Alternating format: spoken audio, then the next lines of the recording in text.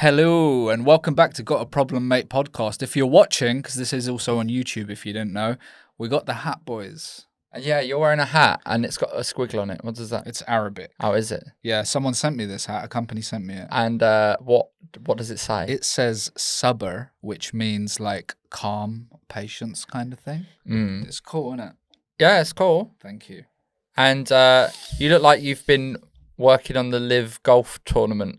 I have. Yeah. Yeah. You're like an ambassador for golf today. Yeah. You look like an American. Yeah. On holiday. People keep on saying that they think that I'm Australian, even after they've heard me speak, which is a bit weird. But anyway, I'm not Australian. I'm Joey Page. I'm one of Britain's top stand-up comedians. Still waiting for my big chance. But in the meantime, I'm here entertaining you dullards. This is my friend Bilal Zafar. Hello. We've got problems. You've got problems. Let's get them all out on the table and have a look at them, shall we? Oh, okay. You all right? Yeah, good. Knackered. How's your week been? I've had a lot going on. You don't know this actually, but I'm going to be moving house. Oh, where are you going? Because same area, but thank God because I literally don't know what I would do if you didn't once a week message me and tell me how good the Mexican place is near you. We're going to go. Yeah, so you keep telling me, but I don't need you to tell me again. I don't think I did. You've told me about 3 times. Your wife told me at least once. Said, yeah. So all right, I'll have a word with her. I'll have a strong word. I'm seeing my wife's family soon. I'll tell all of them. Yeah, please do.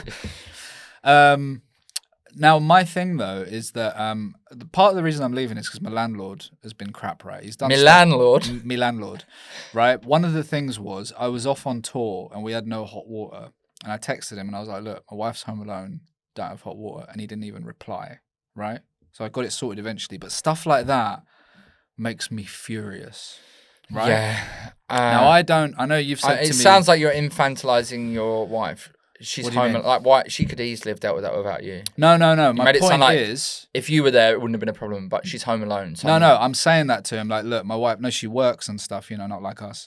And I'm like, she's got no hot water, sort it out kind of thing. Because, it's talking about my wife here, right?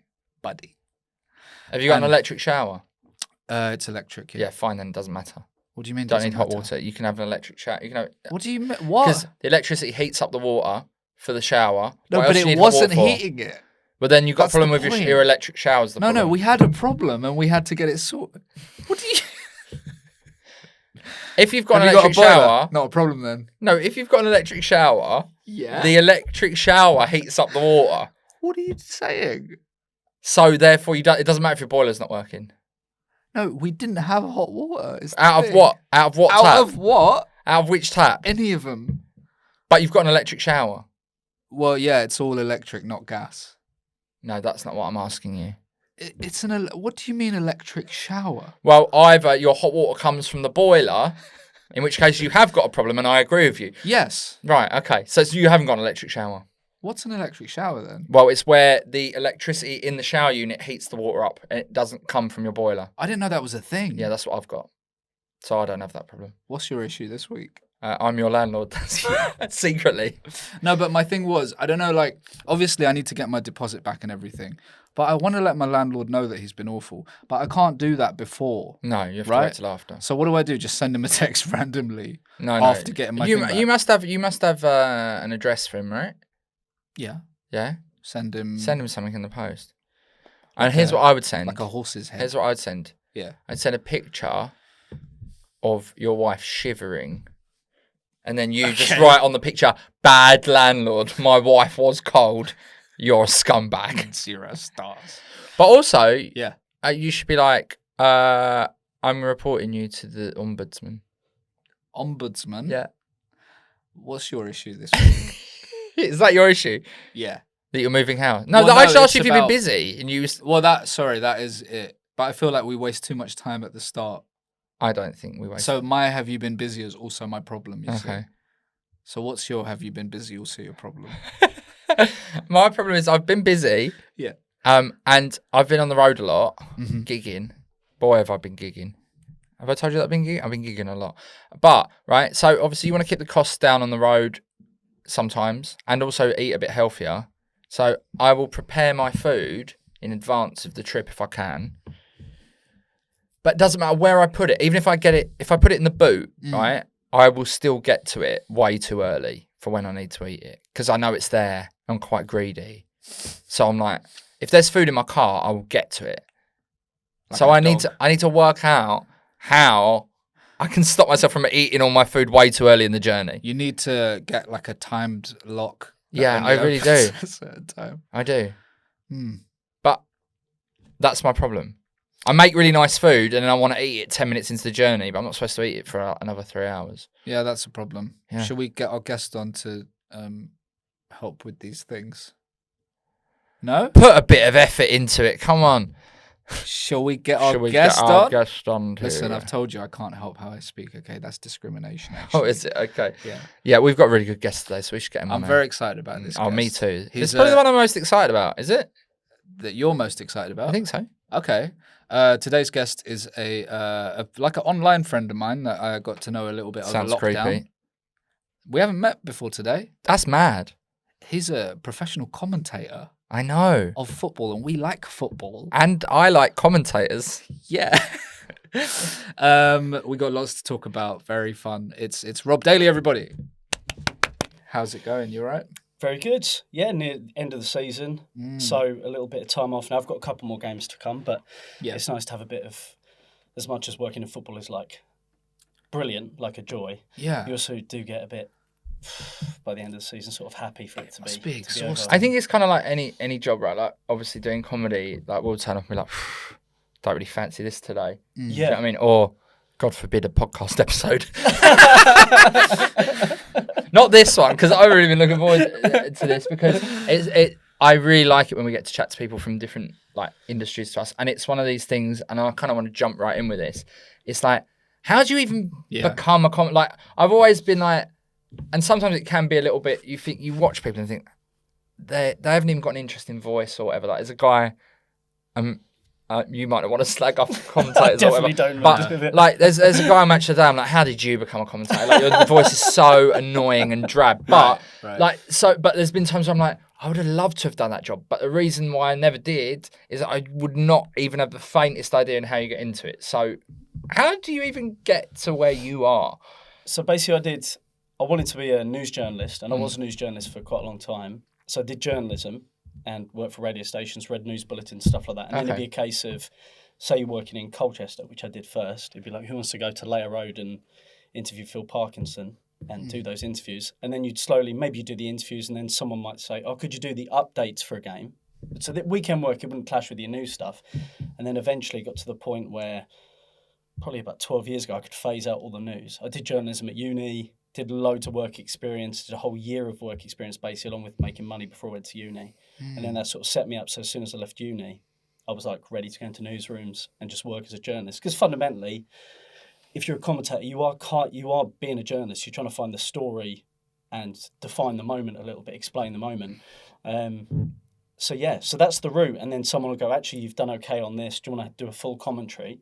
And you absolutely brick it, and it's horrifically terrifying to like hold a full 90-minute radio commentary even to the people of Chesterfield, as I did for the first time. And then you just get more and more opportunities, and bang, bang, bang. Wow. And work your way up. And how long ago was that, your first commentating? First commentary was probably about 2008, but I've actually been working. Yeah, it's called news. commentary, Bilal. Let's get the commentary. yeah. When was your first Commentary. commentating? Commentary. No, you've When got it was the right. first commentary? It was probably about 2008, but I've been working in news probably since about 2004.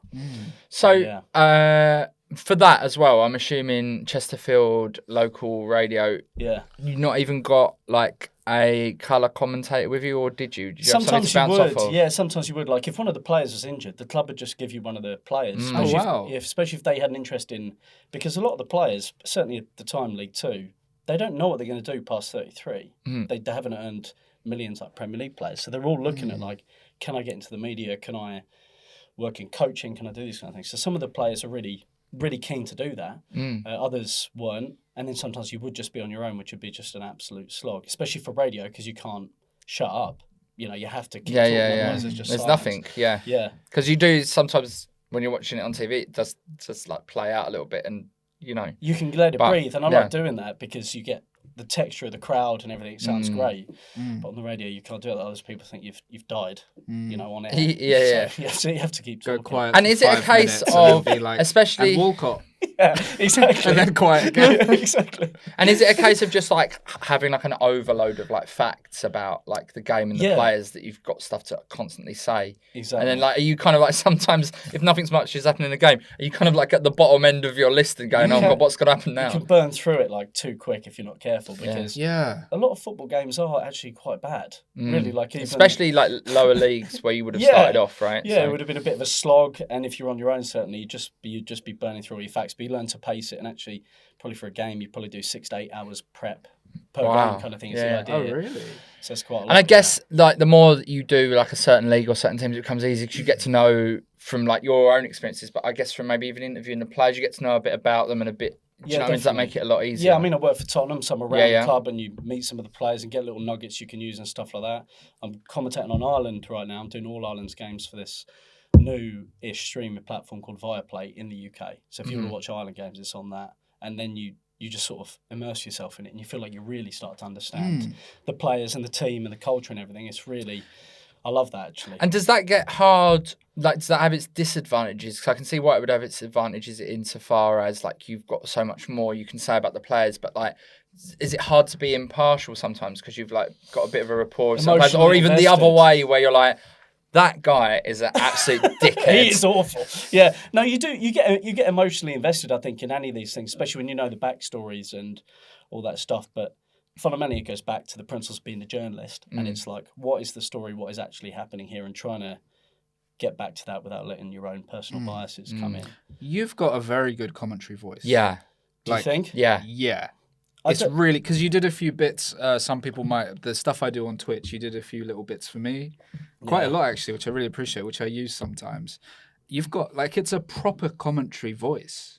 Well, first time you played some of those on your channel, it was one of the best things ever. Like seeing the comments just go, what was like, the comments just blew up. Because it sounds so good. Yeah, it's not just a guy saying it. It sounds like, and that goes back to my this one guy on the BBC. It's like how, because I mean, someone must have liked his voice, but it's like, how did you? I think you might be going for the same question here. How did you realise that you had like, or did you develop that? I think it's developed. I think my voice has changed. You sound different when you talk normally. Yeah, definitely. Right? Yeah. Yeah, and there's you probably do put a bit of like commentator kind of thing on it, when you're doing it. But it's also even something as simple as the lip mic. Like we've got these mics here, but the lip mic's the old school, 1950s kind of looking thing.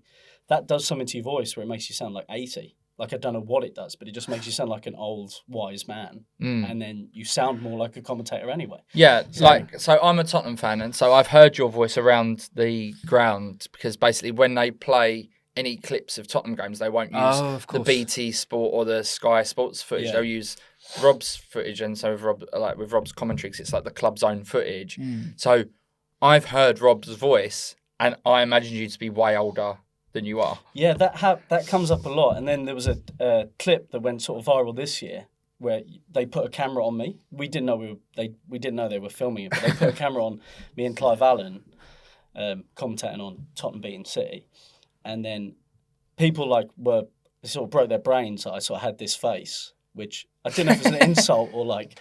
And then I had 3 or 4 tweets because my Twitter just went a bit mad. And then people were like, I never would have guessed you were ginger. And it's like, how on earth would you have guessed that from my voice anyway? It's like, there's no clue in there, I don't think. I think as well, people always assume that all commentators look the same, which is like short brown hair, sort of in their like late 50s. Massive you know what coat. I mean? Massive coat. In the summer. Yeah, exactly. So, yeah. Cool. So, also, I think maybe it's because I guess it must be a stressful job, because I guess people think it's like quite a nice job. Seems like the life expectancy of a commentator is long. Like a lot of commentators tend to like Martin Tyler's doing it, he's in his 80s. Yeah. And then what was his name? Brian Moore. Yeah, Brian Moore. He went on. So you can expect to live for a really long time as well. That's really nice. I hadn't thought about that. This is the thing that guys, if you get to the top, you seem to hang around for ages. Yeah. Yeah. So I feel like I've been doing this. It feels like ages now, like 15 years, almost exclusively, like commentating and stuff like that. But wow. But Hopefully. you started young, now. obviously. Yeah, I was like 19. Yeah, that's amazing. Yeah, players trying to interview them and bricking it. But so, you are a Tottenham fan? No. I didn't know that. Yeah. No, not a Tottenham fan. Sorry, Joey. I didn't know that. I assumed you were. Oh, you try to keep it quiet who you support. Yeah, so right. that people, Okay. not just for Tottenham, but in general, people, you'll get accused of bias. Yeah. when Yeah, people- like the I second absolutely people know. hate Alan Smith.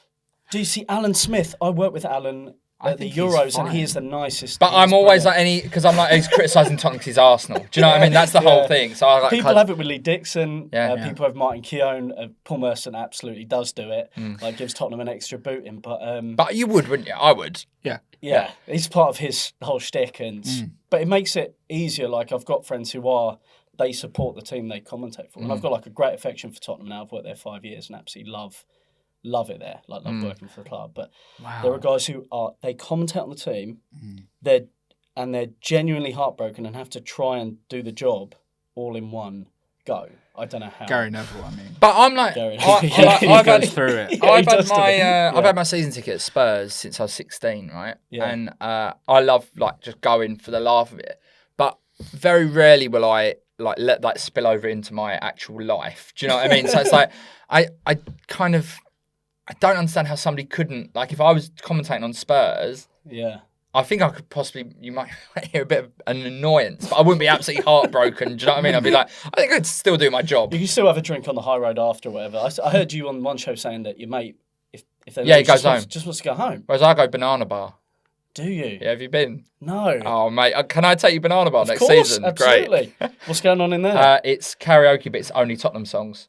You don't, wow. Don't Yeah, go to the you don't have to banana sing. bar. You He's just watch. not even a I Tottenham fan. I don't sing, but you just watch some real wrong ones going. It's hot shot Tottenham. We are the Super Spurs. And Even if they lose, do people do it? yeah, people still. It's a God bit bless flatter, but it's like Yeah. if they win, it's like. But if they win, it's almost a bit hard to get in. I don't know how you'd be able to leave before the end of the game to get into the banana bar. I wouldn't. No, but by the time you got there, it would have calmed down a bit, I suppose. I But normally go to like that. Oh, this is too inside. You don't want baseball people sort of following thing, you, but it's though, as well. Yeah, no, I don't think people care that much. But yeah, people are generally not nice to me if I'm out and about. It's, Yeah. Do you get it's good. recognised a lot?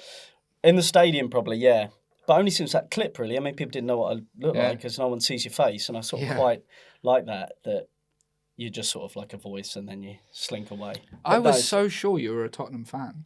I just assumed. No, obviously when you're... naive. You're naive. I When am, you're working when you're doing it, you obviously, there's like you're not biased towards Tottenham when you're commentating for them, but you understand who the audience is and that if Yeah, they so- concede a late goal, they'll be Yeah. upset. You're not getting excited about the opposition scoring, for example. Not as much. excited, yeah. Yeah. Yeah. But sometimes it's more just you love football, so it's hard to like not get excited by drama. Say the good example would be the Lanzini equaliser when Tottenham went 3-0 up and West Ham came back to draw 3-3. Like it was unbelievable watching it in real time. But you know that the audience is Because you devastated. are working exclusively for Tottenham. That's You're different, working for obviously. Tottenham, Yeah. yeah. So I've got so many questions that I want to ask you because I just find this so fascinating. Now I'm not going to ask you. I guess it's going to go both ways. I'm not going to ask you to like dig anyone out. But obviously, when you're working with a co-host or whatever, a co-commentator, it must be sometimes difficult to build a rapport if you haven't met them, or maybe it could go the other way where they're a bit snooty because they're like a bit of a footballer that is like you. I've got this guy that I've never heard of as opposed to a commentator they have heard of. So, like, are there any tricks you use to kind of get a rapport going with somebody that you might not have met, or is like, you know, you can tell they're kind of just phoning it in a bit, or it's just a bit awkward? It's a mix. Sometimes you can feel that they come in and someone might literally go, who's playing today? Like you might be doing a foreign league or something. You go, how do you not know what teams we're doing? But that's extremely rare. Most of the pundits now, because it's so competitive as well. You know, a lot of the guys that come out of the industry, they all want to be in the game still, and a lot of them don't want to do coaching.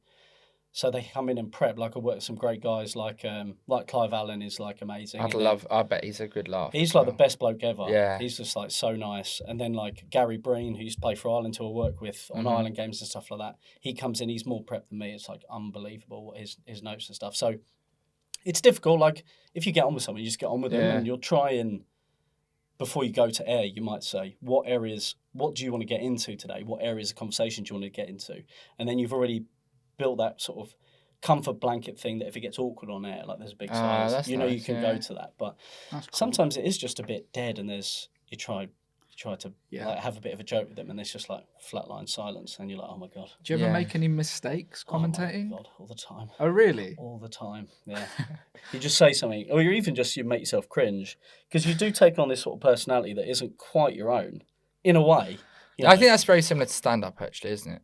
You take on a bit of you're performing. Your energy like it becomes your persona almost. Like if you're not quite feeling a certain way today or whatever. But yeah, sorry, carry on. Yeah, so I think I forgot what I was saying, but like if you sort of perform, I mean, just sort of you're not being fake. You're sort of like just going into this gear that you wouldn't operate. Like if I was watching the game in the pub, mates, I wouldn't go, "What a fabulous strike!" No, of course. Because they'd be like, "Chill out, what is up with you?" But you do it when you're doing the job. Yeah. You know. So. Oh, I've got a question. Go on. In fact, when I got you to send me some clips, some commentary clips, I asked you to do. I swear you'll never see anything quite like this again. Oh, yeah. And you felt like it was ripping off Thingy a bit, right? Not entirely. Yeah. Now, recently when West Ham won that conference trophy. Yesterday. I didn't Oh want no! Yes, sorry. Recently. Sorry. I know. Yeah. So what's wrong with you? It's what's wrong with me. Okay. The commentator, do you know what he did for the winning goal? Adam. Yeah, I know Adam. Yeah. Yeah, he said it's up for grabs now. It's up for grabs now. Which is a famous when Arsenal won the league. One of the most iconic pieces of Anfield. commentary I've ever. I want to ask him, so I texted him after the game because it was a big. I was in a pub and we couldn't hear the commentary, but Adam's an excellent commentator and is like really ground to get up at BT as well. But I want to ask him if it was a nod to it, or it was purely just it's up for like it just came into his head and it wasn't a nod to that commentary from 89. 89. I want to know. Yeah, but you might do something a little bit referential. Like that, but I don't know if he meant to do it. And I saw some Arsenal fans saying that's our thing. That's ours. That's our commentary. It did, to be fair, like it did come out of nowhere. That goal, it wasn't because it was it looked like it was going extra time, didn't it? Oh and yeah, then out of 100%. nowhere, yeah.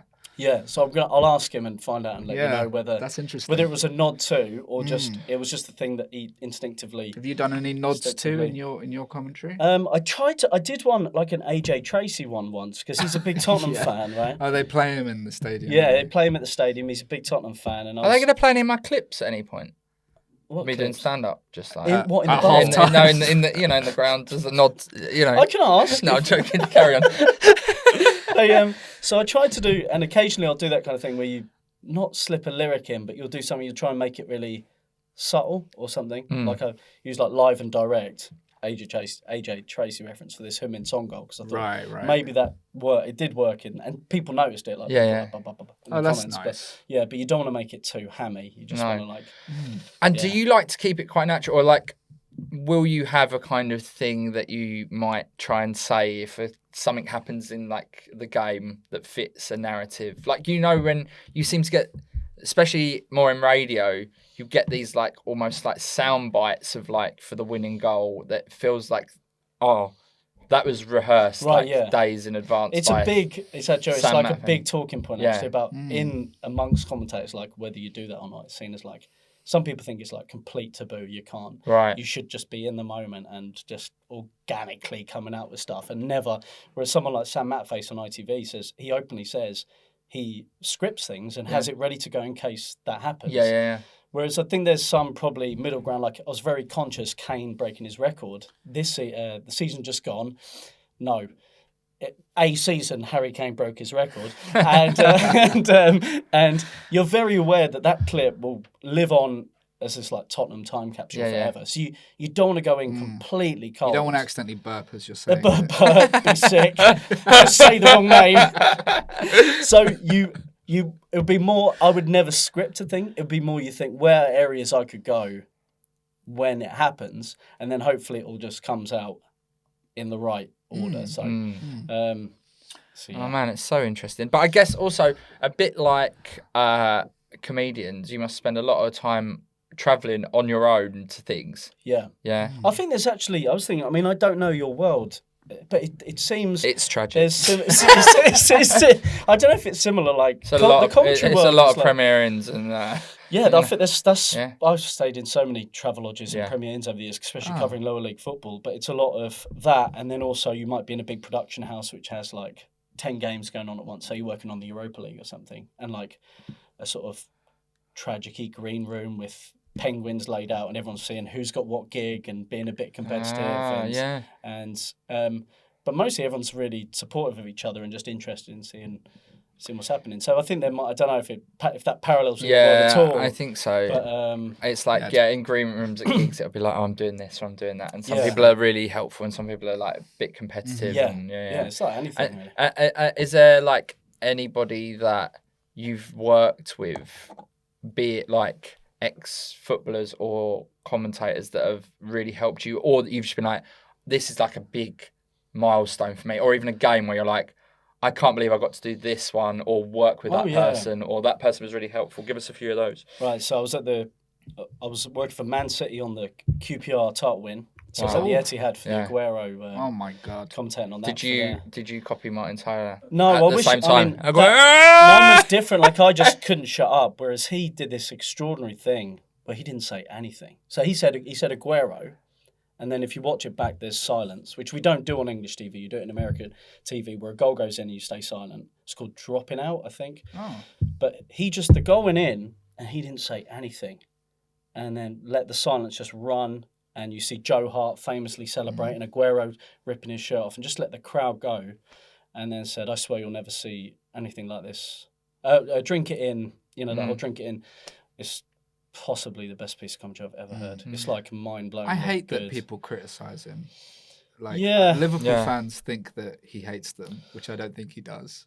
No. Some people think he's not putting enough effort in sometimes, but I think he's a legend. Like, oh no, he would have been my hero kind of. He's got a great voice. Yeah, he's really like the voice of the Premier League in my mind. Like he's that guy, and like there'll be a big when he steps down or retires or whatever, there'll be a big lamenting of the fact that he's no longer the him voice and of Attenborough. Yeah, very true. The men are the animals in football. So like, who are some? You were saying you worked on that Man City game. Yeah, Man City, and then the Kane Man City goal, because that clip went viral and went a bit of just like me and Clive commentating. That was like a big moment. And then I once hosted this thing with Will Smith where he took the worst penalty you've ever seen, which is still my favourite. It's one of my career highlights, even though it's such a weird thing. It was Stratford was playing host to the Champions Festival before the 2013 Champions League final. Will Smith had a film out with his son, Jaden. After Earth or something? Yeah, that's it. I think it got quite badly panned, didn't it? Yeah. And they rock up with this thing. So it's a charity match, and I'm asked to compare and host the thing. So it's Figo passes to Cafu, goal, doing it on the speakers. And then for some reason, Will Smith, Carlton, and Jaden, I don't know Carlton's real name, but they turned up. They'd been on Graham Norton the night before. And then Will Smith took a penalty against Edwin van der Sar and couldn't kick the ball. Couldn't kick it. You wouldn't think that.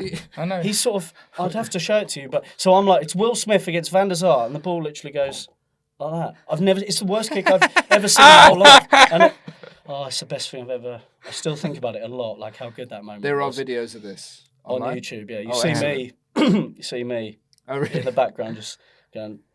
I said that's pretty close or something. That's pretty close. something like that. Yeah, but then so I've had funny things happen on the way, but then also just nice. Brilliant games. Tottenham's run to the Champions League final. Commentating on Ireland. My parents are Irish. They're from Dublin. Oh, excellent. So doing those games, when they flick on the TV in England to watch the game, because they live in Essex, it's me on the thing. That's great. That's a nice one. That's great. Yeah. That's brilliant, man. Yeah. You don't seem like a man with a lot of problems, but I'm assuming you've got a problem that we can solve for you. Because I do, yeah. Do you want my problem Yes, now? please. Sorry. I think so, yeah. I'm having my tonsils out. Ah. Yeah. I thought they stopped doing that. No, well, they tried to avoid doing it, I think, for ages. But I've just had this chronic problem with them for about 6 months. Oh, no. And it's so I've never had an operation under general anaesthetic. Yeah. I have. Doesn't even know how to say it. Don't even know how to say it, that's the thing. So I'm looking for help to keep me calm before. Okay. Because I am nervous. Okay. So about it. what have you had? Well, I've actually been under general anaesthetic to have my tonsils out. No way! And I eat the food from my boot. We're really going to get on. I basically was about 14 though. So I've had it more recently. What are you worried about? Dying? Dying. Yeah, just not waking up. No, I don't know. he thinks it's all over, but he's woken up. But he's dead. But he's woken up.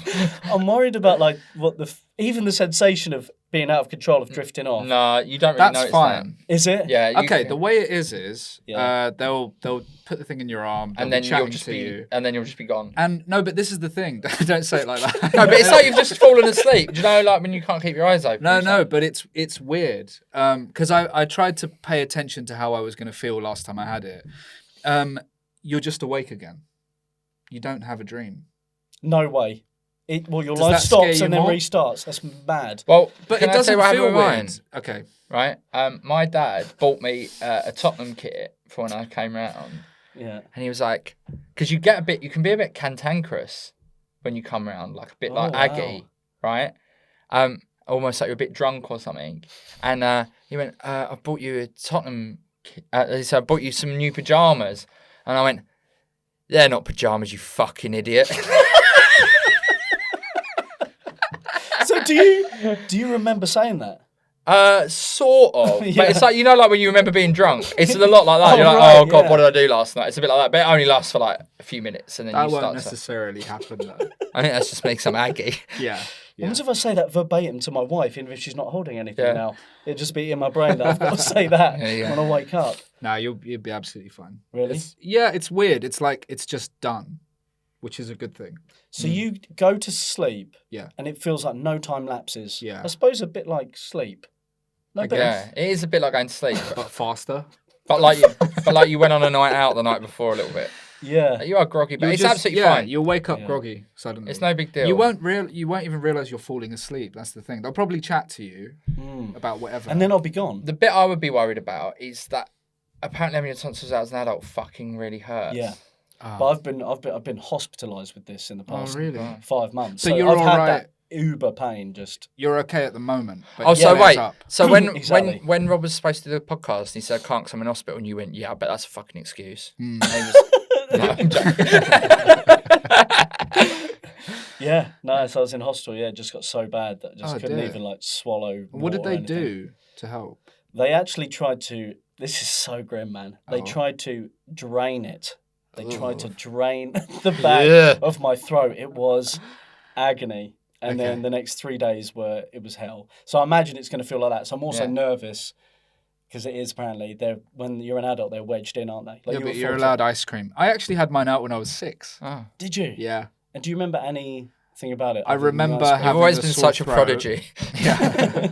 I remember having quite a sore throat, but I feel like they let me have ice cream. Yeah. Yeah, So that's a plus. I would just say, just milk it for all it's worth, that you're going to get weighted on hand and foot for a little bit. My wife will not. do also, that. She will not do everyone that. in my class at school sent me cards because I was at So home for a all- Should we week. send Rob a card? Yeah, Oh, I'd love that. we'll get everyone to do it. If you would like to, when are you having this done? Wait, A what? couple of weeks. Couple of weeks. Yeah. If you would like to send Rob a card, why not get a digital one and send it to Tweet him. gotaproblemmate okay. at gmail.com. We'll send it on. Or you can We'll just send it send straight that. to Rob. Oh, even if you cut get them in. one, I'll be so happy. We'll send that to your agent.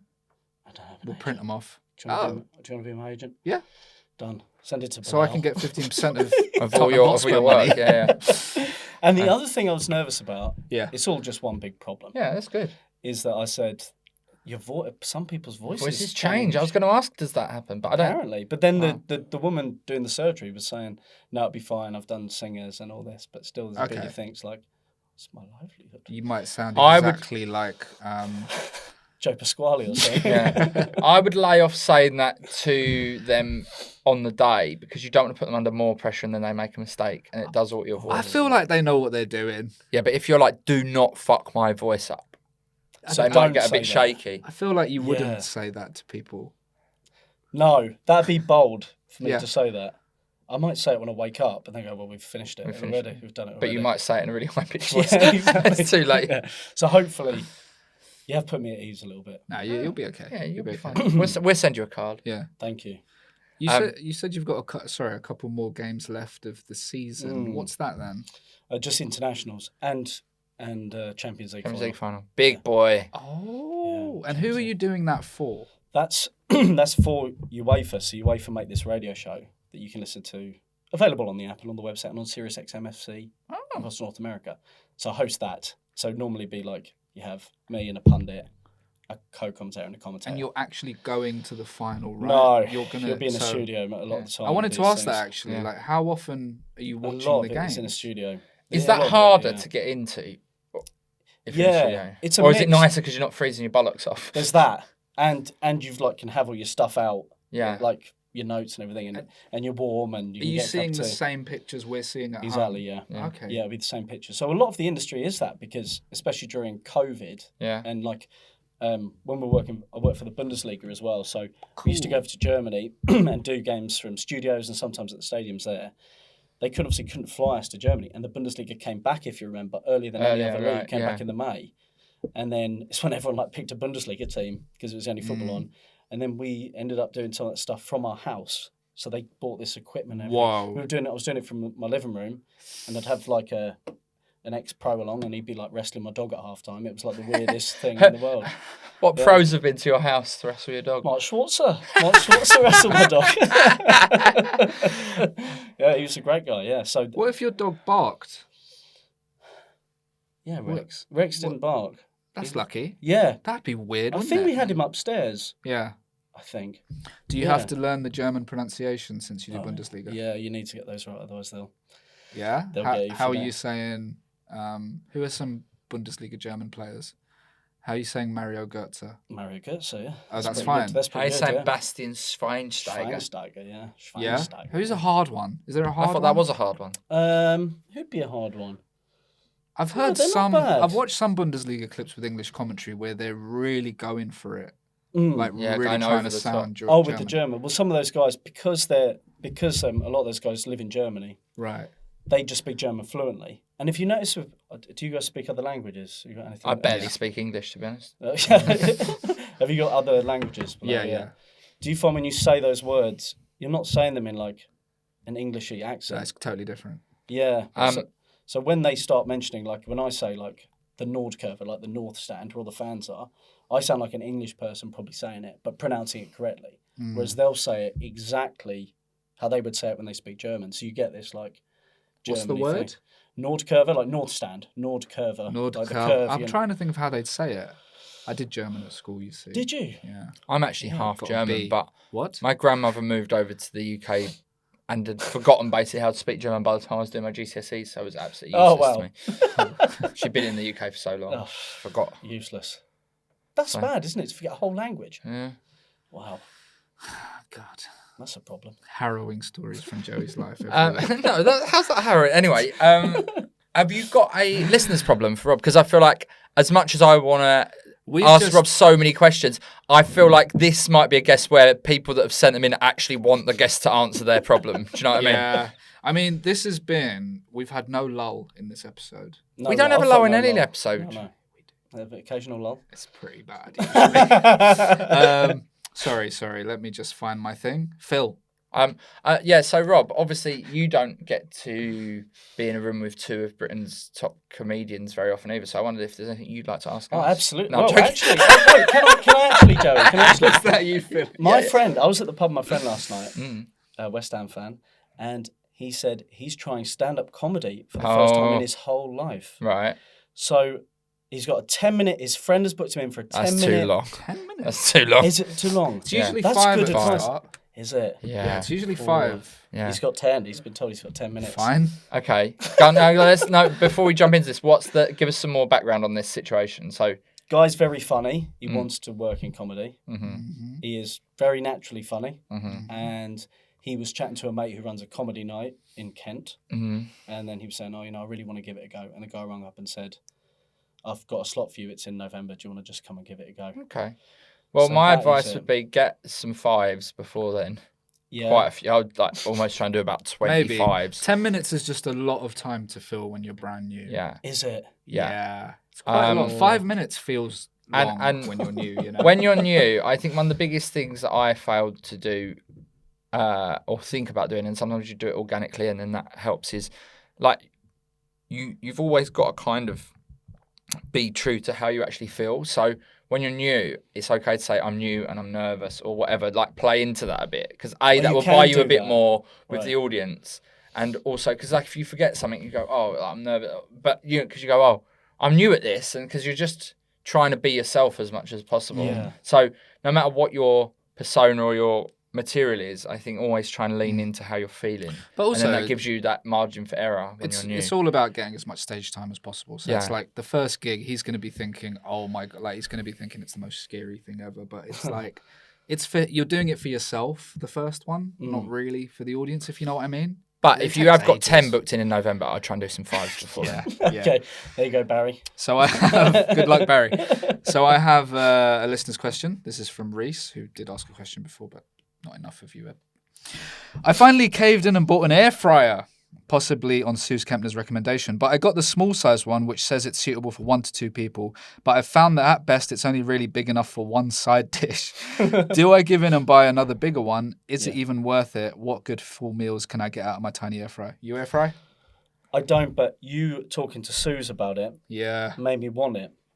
And I do want it. I haven't had a kitchen for 2 months because our house has been done up, so we should have got one really.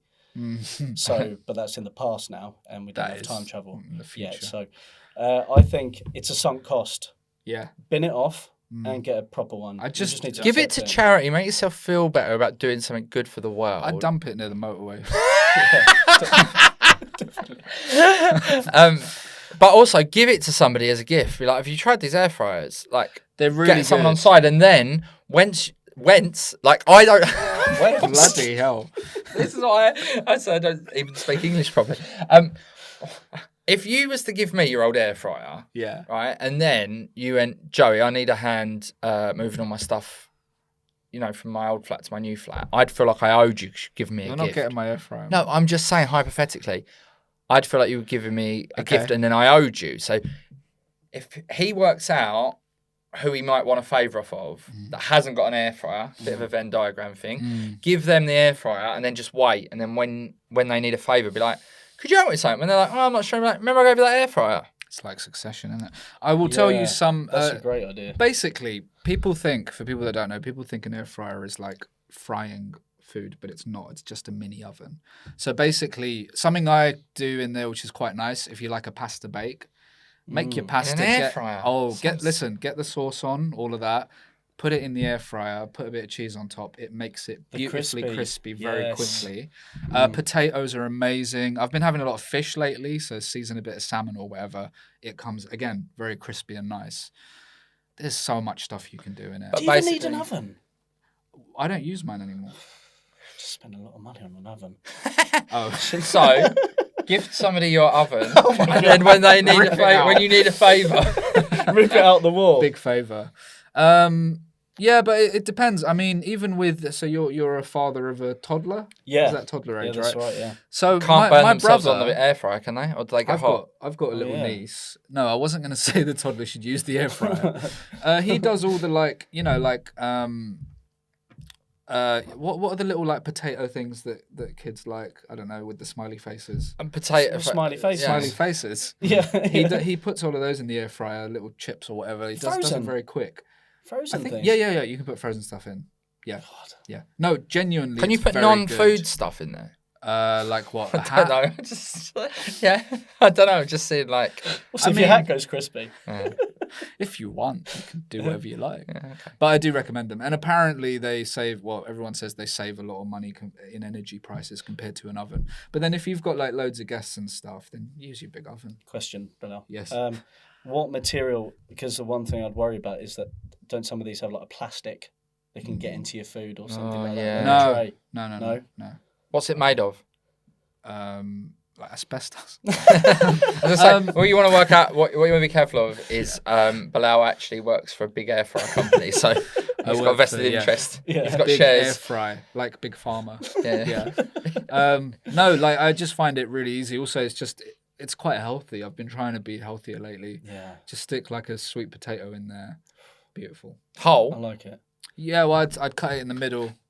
Can I have butter on that person's air fryer, please? Yeah. Just say Yeah. just If you could post it to the Tottenham Oh, Hotspur yeah, Stadium. for after Hang on, my wait. We operation. can solve all of the problems in one go here, apart from Okay. possibly mine, where I can't stop eating food out the boot of my car. That's an issue, yeah.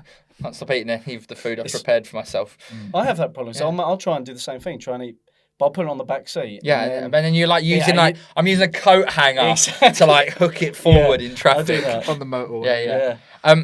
No, so Rob is gonna be convalescing soon because of his tonsils. Why doesn't Reece send it to Rob as a get well soon gift, which will make him look forward to having his tonsils out and he won't feel so scared? And then favour you. I know that's already a favour. But then I need to give him a favour. I need to do something for No, him. but You he need just to- asks you that when he needs it. Oh, You need to let him meet Lucas Moura. he's just left. That's so hard. That's really the one I think he wanted. Okay. Can you? deal. Where's he going? I don't know. I think he's Oh, just they're not said. unattached. I Yeah. think unattached. Okay, who else have My you got? mate calls him Captain Chaos because you just never know what he's going to do He when he's is- got the ball. He was He chaos, goes but mad. then that's how you. Goes He is ballistic. chaos. He just does this running in field thing. But that's how he scored that brilliant goal against Leeds, his last Yeah. kick. I can't Yeah. get Lucas more. I could get. Do you want to meet Clive? Clive Allen? Clive Allen, What do you want to be like? mid-range Tottenham players like? Oliver Skip, Oh, we're not. Yeah, we're obviously not going to get Kane or Son. Sessegnon. You could get. Perisic. Maybe, yeah. Is Not Perisic met him. leaving? Not met him. Not Not met met him. What's No it one like? cares about Sessegnon. I assume meeting. You probably quite used to meeting the players now, and They're all like really all quite nice. nice? I can't. Are Every they? time you meet them, yeah, they're all like lovely. Like Oliver Skip is like the nicest that's nice. guy.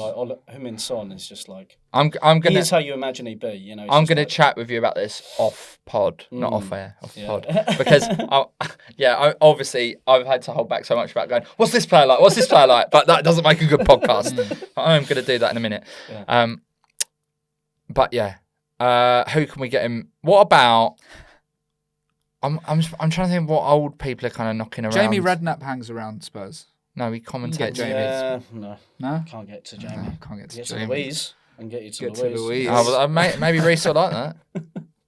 Meet and greet with Louise. So the whole thing is, I have my tonsil out, he gives me his air fryer, and I get him a meeting with Louise Redknapp. Yeah, I think that's solved itself. this is and how it that's works, all man. the problems solved. Which is great, 'cause luckily that's pretty much all we've got time for. Yes. Yes. Um, That's the end of another episode of Got a Problem, Mate, the podcast. proper episode this time. Proper episode, guest. proper guest. Not like before. Rob, anything you want to plug other than that you want some Get Well cards from the audience? No, there's nothing. I'm not doing anything. I've got a couple of weeks off now for this operation.